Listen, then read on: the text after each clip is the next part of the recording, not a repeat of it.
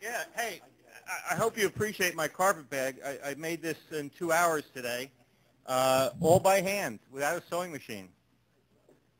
For those of you who don't know what the term carpetbagger means, it stems from the Civil War period when some presumptuous newcomers came to various towns to exploit the devastation of the Civil War. Many of them were called scalawags, or Republicans who tried to move in to take advantage for their own profit.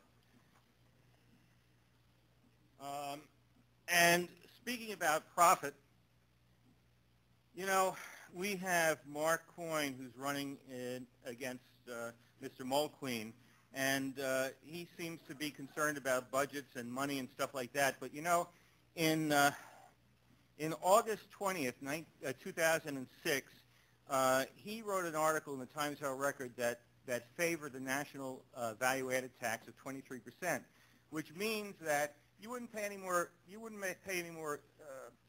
income tax, but everything you purchase, from that little piece of toilet paper that you wipe yourself with to a car, would cost you 30%. Now, the big wealthy guys, they'd like to see the income tax go because they don't want to pay their fair share.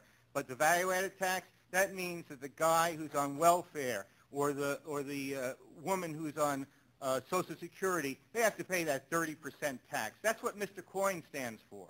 He stands for more tax for the little guy. And he also supported the fair tax legislation in Congress that would have implemented such a law. I got an email just a few minutes ago that thanked me for supporting the movement to remove Hiram Montserrat from the legislature up in Albany for spousal abuse. And I think one of the things that the women of the town of Wallkill should understand is that your young Judge Owen, young lawyer Owen, who was a heartless and soulless prosecutor for the town, who would try and get $1,000 from any person, no matter whether they could afford it or not, is twice before 2 districts in Orange County on spousal abuse. Do you women out there want to vote for someone who is a spousal abuser?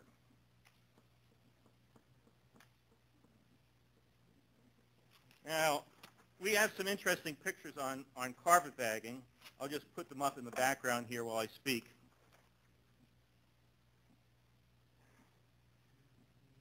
Let's see what we have here. Oh, this is a complaint to the Attorney General's office for Mr. Leiter. They haven't gotten back to me on that yet, but I spoke to them today.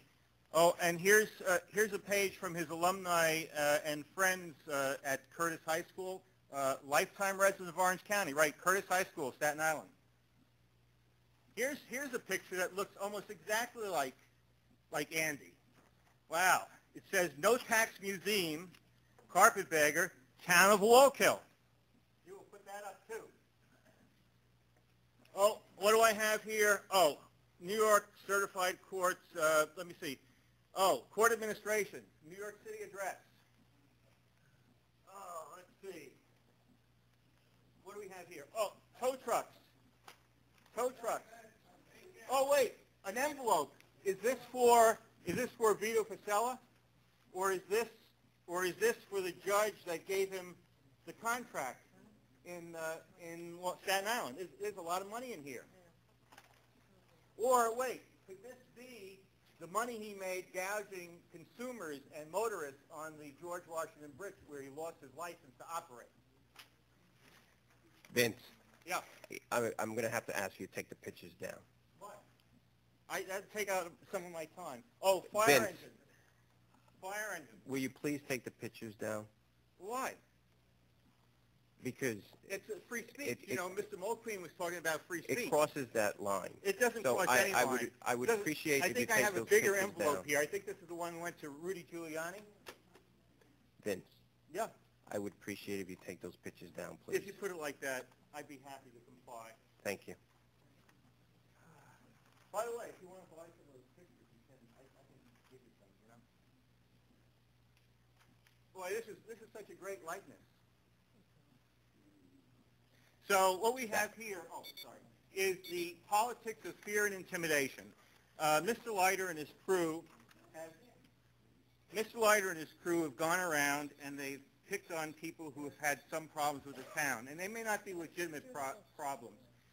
But you know, my neighbor across the street, who had the vendor, the Roadhouse Mr. Ferry, Cafe, your time is you up. had a couple of people go a little bit over, so I'm going to take this extra minute to explain what's going on here. The Roadhouse Cafe.